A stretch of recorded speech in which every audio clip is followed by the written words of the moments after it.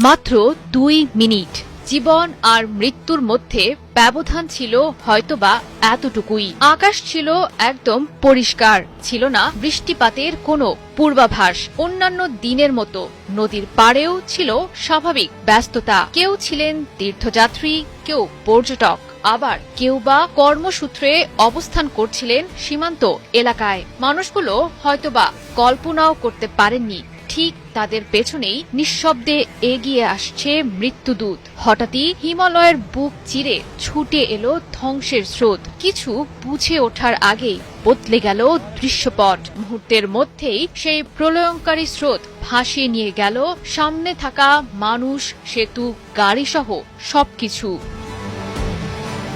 নেপাল ও চীনের তিব্বত সীমান্তের গিরং বন্দর এলাকা এবং সংলগ্ন লেন্দেখোলা ও ভোটে-কোশি অঞ্চল সাক্ষী হল এ প্রলয়ের। নেপালের বিভিন্ন এলাকায় ভয়াবহ ধ্বংসযজ্ঞ চালানো প্রাণঘাতী আকস্মিক বন্যার কারণ হিসেবে হিমালয়ের উচ্চাঞ্চলে সংঘটিত বিশাল ভূমিধস ও হিমবাহ প্রবাহকে দায়ী করছেন বিজ্ঞানীরা। ঘটনার সূত্রপাত হয় পাহাড়ের একটি বিশাল অংশ ভেঙে পড়ার মধ্য দিয়ে। বিপুল পরিমাণ পাথর ও মাটি পাহাড় বেয়ে নিচে নামার সময় একটি বড় হিমবাহ বা হিমবাহের অংশে আঘাত করে। প্রচণ্ড ধাক্কায় হিমবাহটি ভেঙে পড়ে বরফের বিশাল অংশ নিচের দিকে নেমে আসে। আর এরপরই শুরু হয় ভয়াবহ বিপর্যয়। বরফ, পাথর, কাদা ও গলে যাওয়া পানি একসঙ্গে নদীতে গিয়ে পড়ে। মুহূর্তের মধ্যেই নদীতে তৈরি হওয়া প্রবল স্রোত পাহাড়ি উপত্যকা ধরে নিচে ছুটে গিয়ে ভাসিয়ে নিয়ে যায় পুরো জনপদ।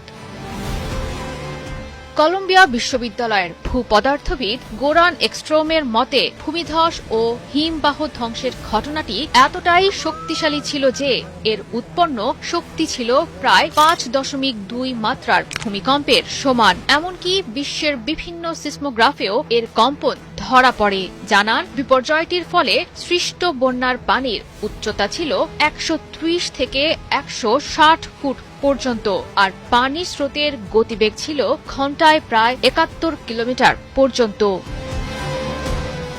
নেপালের পাহাড়ি ঢল ও আকস্মিক বন্যায় এখন পর্যন্ত 160 জনের অধিক মানুষ মারা গেছেন। ধারণা করা হচ্ছে সময়ের সঙ্গে সঙ্গে মৃতের সংখ্যা আরও বৃদ্ধি পেতে পারে। এখনো নিখোঁজ আছেন 300 জনের অধিক মানুষ, যাদের মধ্যে ভারতীয়দের সংখ্যা শতাধিক। এছাড়াও সন্ধান না পাওয়া মানুষদের তালিকায় আছেন যুক্তরাষ্ট্র, যুক্তরাজ্য, মালয়েশিয়া, দক্ষিণ আফ্রিকা সহ বিভিন্ন দেশের নাগরিকরা। এছাড়াও চীনের তিব্বতের গিরং বন্দর এলাকাতেও উল্লেখযোগ্য সংখ্যক হতাহত হওয়ার পাশাপাশি নিখোঁজ আছেন।